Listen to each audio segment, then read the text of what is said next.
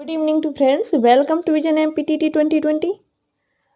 आज मैंने ईवीएस से रिलेटेड क्या है कुछ चीज़ें शेयर करने की कोशिश की है। इसमें आप देख सकते हैं मैंने स्पेशली एमपी बोर्ड की जो बुक्स है आपकी क्लास थर्ड ओके ईवीएस की बुक, इसमें जो भी इम्पोर्टेंट फैक्ट है उसके बारे में मैंने डिस्कस करने की कोशिश की है।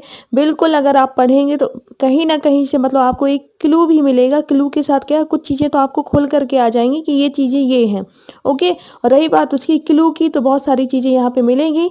जब भी आप पढ़ेंगे उससे रिलेटेड तो आप केयरफुली होकर के पढ़ेंगे तो बिल्कुल मतलब कहीं ना कहीं आपके क्या जो ईवीएस के 20 नंबर का जो पार्ट है आपका सिलेबस में, ठीक है ना, 10 नंबर की आपकी ईवीएस की पेडागोजी है।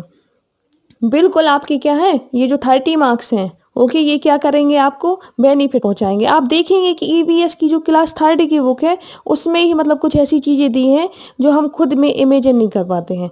हम बहुत सारी चीज़ें इधर उधर से पढ़ने में बिल्कुल लगे हैं, बिल्कुल पढ़िए, कोई परेशानी नहीं है। लेकिन अगर आप एक नज़र डाल लेंगे इस पर तो आपको भी पता चल जाएगा कि रियल में क्या ये चीज़ें हमारे लिए उतनी सचमुच में बेनिफिशियल है या नहीं है, ठीक है ना। तो ये आप वीडियो देखने के बाद ही बिल्कुल समझ पाएंगे, ठीक है ना। मेरा सिर्फ ये पर्पज है कि अगर आप कर ही रहे हैं चीज़ें तो क्यों ना ऐसे करें कि मतलब आपका कोई क्वेश्चन ऐसा उसमें नहीं जाना चाहिए, ठीक है ना, कि हमने पढ़ा नहीं, टाइम नहीं था, क्योंकि अपने पास सफिशिएंट टाइम मिला हुआ है और हम चीज़ों को बहुत बेसिक तरीके से बहुत ही अच्छे तरीके से कर सकते हैं।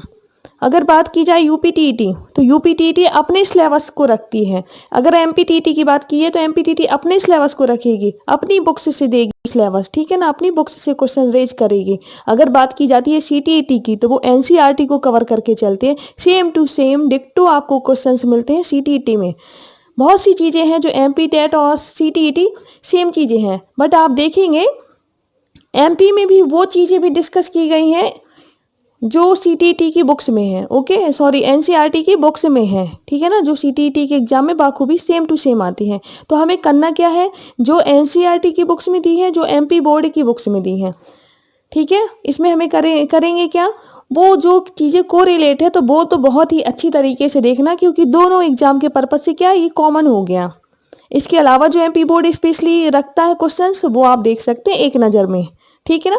ज़्यादा बड़े क्वेश्चंस नहीं है ना कुछ ऐसी है, सिर्फ क्लास थर्ड की बुक है जिसमें 20 चैप्टर है, समझ सकते हैं आप मतलब। लेकिन उनके 3 चैप्टर या 4 चैप्टर में इतनी सुंदर चीज़ें हैं कि सचमुच में आप मतलब जब पढ़ेंगे तो आपको लगेगा कि हाँ मुझे मतलब बिल्कुल देखना चाहिए। अगर नहीं है मैं बिल्कुल पेज नंबर तक इवन बता सकती कि इस पेज में ये दिया हुआ है, आप चाहें तो विजिट कर सकते हैं ओके। मैंने सिर्फ वही फैक्ट लिए हैं जो एमपी बोर्ड में दिए हैं। मेरा फुल फोकस है एमपी बोर्ड की बुक्स को कंप्लीट करना फर्स्ट ऑफ ऑल, और एनसीईआरटी को भी। लेकिन पहले मैं एमपी बोर्ड को स्पेशली फोकस करूंगी, क्योंकि सारे जो क्वेश्चन रेज होंगे वो एमपी बोर्ड अपनी बुक से देगा, वो अदर की बुक से क्यों देगा। रिपीटेड क्वेश्चन वो दे सकता है, बट आप ये कहें कि नहीं कॉपी कर ले टू जेड तो नहीं देगा। उसकी बुक से देगा तो ऐसा भी नहीं है, एनसीईआरटी की बुक से देगा, दे सकता है, पर कॉमन चीज़ें देगा। सीटीईटी की तरह क्वेश्चन से नहीं दे देगा वो एमपी बोर्ड। उसे भी पता है कि हमारे लेवल क्या है और हमारे बुक्स में क्या है चीज़ें, इसी तरीके से आएगा। और जहाँ तक बात की जाती है फर्स्ट टू फिफ्थ की तो आप देख सकते हैं जो हमारी जो बुक्स हैं फर्स्ट टू फिफ्थ की, ठीक है ना। तो पहले हम कवर करेंगे क्या, फर्स्ट सॉरी जो ईवीएस है आपका क्लास थर्ड फोर्थ फिफ्थ, मेरा जो मेन फोकस होगा क्लास थर्ड फोर्थ फिफ्थ को लेकर के होगा कि मैं इनके इम्पोर्टेंट फैक्ट को क्या एक बार में मतलब क्या है आपके सामने रख दूं कि ये चीज़ें हैं, आप प्लीज़ इनमें नज़र डालिए, ठीक ना। इसके अलावा आप जो पढ़ रहे हैं ओके ऑल द बेस्ट, बहुत ही अच्छा है वो, कोई परेशानी नहीं है। बस आप इसको भी देख के चलिए, ये आपका बेस ही है, यहीं से इसमें आपकी पेडागोजी भी आ रही है। तो लेट अस स्टार्ट। मैंने चैप्टर सेकेंड से स्टार्ट किया, फर्स्ट चैप्टर बाद में समझाऊंगी ताकि आप कंफ्यूज ना हो ओके, आपको ऐसा ना लगे, इसलिए मैंने स्टार्ट किया है आपका चैप्टर सेकेंड से, ठीक है ना। MP board EVS book chapter second class third okay, start करते हैं। आप जान सकते हैं, समझ सकते हैं, इसमें दिया है मशहूर कलाकार विष्णु चिंचालकर जो आपके इंदौर के थे, एमपी के हैं। ऐसे सूखे पत्तों से बढ़िया चित्र बनाते थे, ये कलाकारें भी उन्हीं से प्रेरित हैं ओके। जो आपके सूखे पत्तों पे क्या चित्र बनाने की जो कलाकारी है, सूखे पत्तों पे स्पेशली सूखे पत्तों की जो कलाकारी है वो किसके द्वारा की जाती थी, विष्णु चिंचालकर के द्वारा। ठीक है ना, जो आपके इंदौर के निवासी थे, एमपी के। और आप ये चीज क्वेश्चन कैसे आ सकते हैं इसमें, आप ये तो हो सकता है बहुत सारे लोग जानते हो, ये व्यापम का फेवरेट क्वेश्चन रहा है विष्णु चिंचालकर को लेकर के। ठीक है ना, ये कैसे हैं आपके मशहूर कलाकार थे, चित्रकार थे। ओके, इन्होंने क्या किया, अब क्वेश्चन अगर ईवीएस से पूछता है तो वो रख सकता है बिल्कुल कि सूखे पत्तों से बढ़िया चित्र बनाते थे। पूछ सकता है कि गीले चित्रों से बना, गीले पत्तों से बनाते थे, सूखे से बनाते थे, गिरे हुए पत्तों से बनाते थे, तो बिल्कुल ऐसे क्वेश्चन रखेगा। तो आपको पता होना चाहिए, बिल्कुल फैक्ट है ये, सूखे पत्तों से क्या बढ़िया चित्र बनाते थे। आप इसको पेज नंबर, मैंने ये भी लिखा, पेज नंबर 14 है, क्लास 3 है। ठीक है ना, क्लास 3 हो गई आपकी, पेज नंबर 14 है। और ये शायद चैप्टर 2 है, आप बिल्कुल विजिट कर सकते हैं इसमें।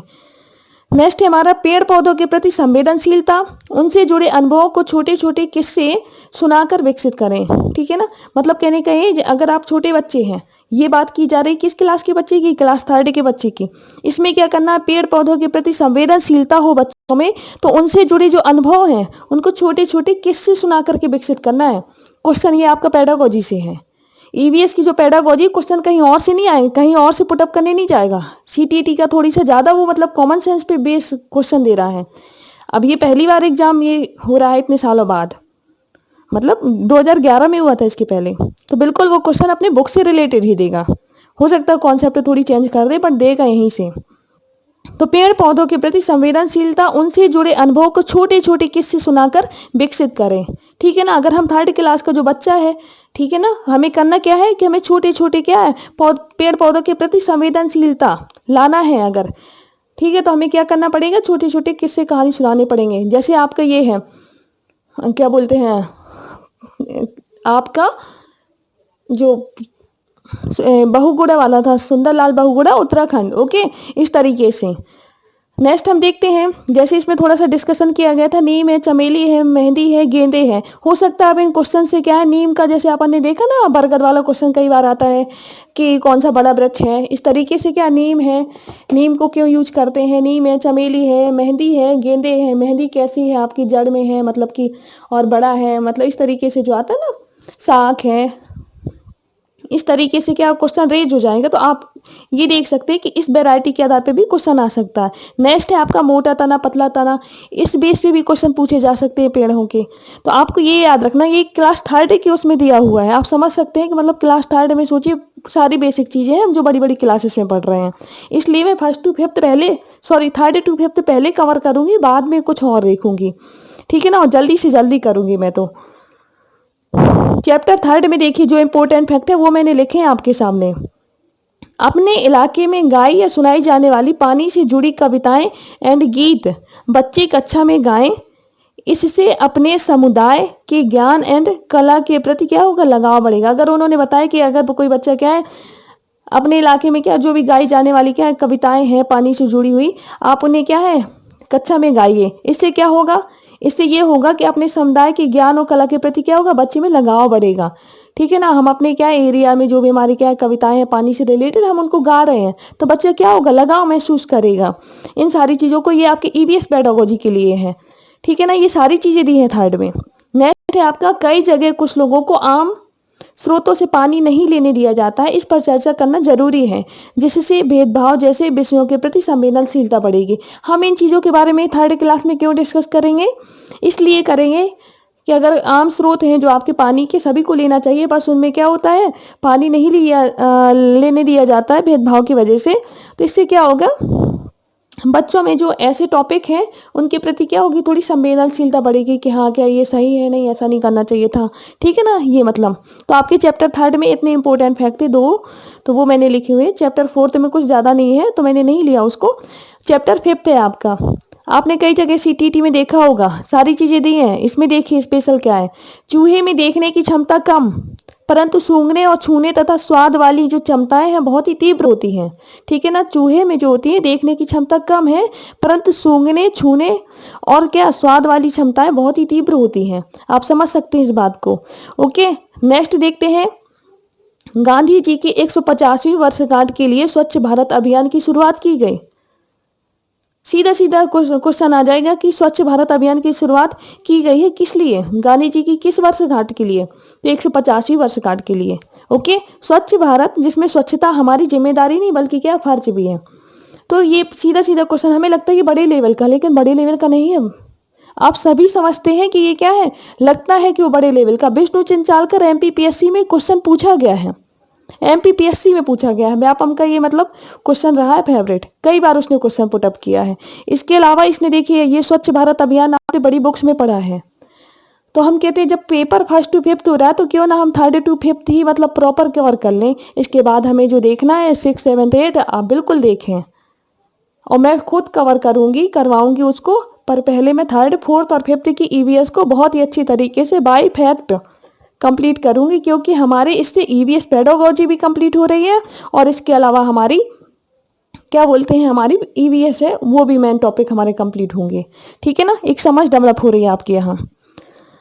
और आगे बात करते हैं, बच्चों से विभिन्न अवसरों पर घर सजाने की प्रक्रिया पर बातचीत से स्थानीय सामग्री के उपयोग और त्योहार मनाने के महत्व को उभारा जा सकता है। अगर हम बच्चे से क्या कह रहे हैं कि कुछ अवसर आए हैं, ठीक है ना, तो उन पे घर सजाइए, आप ये मतलब चीजें कीजिए, इस मतलब इस मैटर पे अगर हम बात कर रहे हैं बच्चों से, तो क्यों बात कर रहे हैं, ताकि बच्चे क्या करें, स्थानीय सामग्री का उपयोग, जो स्थानीय सामग्री है, आसपास की जो सामग्री है उसके उपयोग का महत्व समझें, और क्या करें, त्योहार मनाने के महत्व को भी समझ सके। इसलिए मतलब क्या है, बात की जा रही है कि आप क्या करें, घर को सजाइए। क्या ये क्वेश्चन पेडागोजी में नहीं बन सकता? बन सकता है, बिल्कुल बनेगा। नेक्स्ट है आपका चैप्टर 6 से जो क्वेश्चन है, देखिए टैपियोका आपने भी पढ़ा हुआ है, उसमें टैपियोका एनसीईआरटी की बुक्स में दिया है, स्पेशली दिया है। टैपियोका केरल का जो रहता है, इसमें क्या, इसको कप्पा भी बोलते हैं, ये शायद ही किसी को पता हो, कप्पा बोलते हैं इसको। ठीक है ना, गेहूं जो है आपका, इससे क्या होता है, रोटी और हलवा दोनों में यूज होता है। चावल की बात की जाए तो डोसा और आपका पुलाव इसमें यूज होता है। ओके, इसके आगे हमें देखना है चैप्टर 6 ही था, इसमें क्या है, ये वाला क्वेश्चन देखिए आपके एनसीईआरटी से सेम मैच करते हैं, बिल्कुल सेम मैच करते हैं। तो हमें उस कॉमन क्वेश्चन को तो बिल्कुल याद करके ही दिमाग में रख लेना है, फीड करके, कि भूले ना। जैसे हांगकांग का जो सांप को क्या बोलते हैं, लिंगहू फेन, आपके एनसीईआरटी में स्पष्ट दिया है। ठीक है ना, और एमपी बोर्ड में भी स्पष्ट दिया, ये हांगकांग का जो बच्चा होता है वो उसे सांप खाना बेहद पसंद होता है, तो वो क्या, होटल में जाकर जब जाता है खाने तो लिंग हु फेन बोलता है उसको।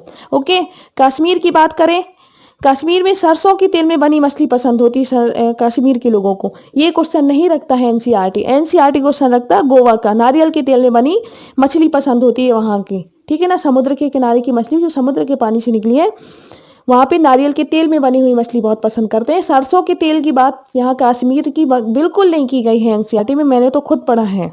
ओके, अगर बात की जाए केरल की, और अगर दी गई है तो आप बिल्कुल कमेंट करके बता सकते हैं। केरल की बात की जाए तो आंगन में उड़ती है, आंगन में उगती है, क्या उगती है, एक ऊपर ऊंचे पेड़ पर और एक दूसरी जमीन के नीचे। टैपियोका जो होता है वही है, आंगन में जो वो करते हैं जमीन पर। ठीक है ना, नारियल जो होता है वो आपके पेड़ पर ही, आप सभी पता है। तो नारियल की करी के साथ उबला हुआ टैपियोका बहुत सारा पसंद करते हैं, मतलब केरल के लोग। ठीक है ना, इस तरीके से मैं पूरे 20 चैप्टर कंप्लीट करूंगी, क्लास 3 के पहले, फिर 4th के एंड फिर 5th के। ओके, आई होप आप सभी को ये मेरा वीडियो रियल में अच्छा लगा होगा।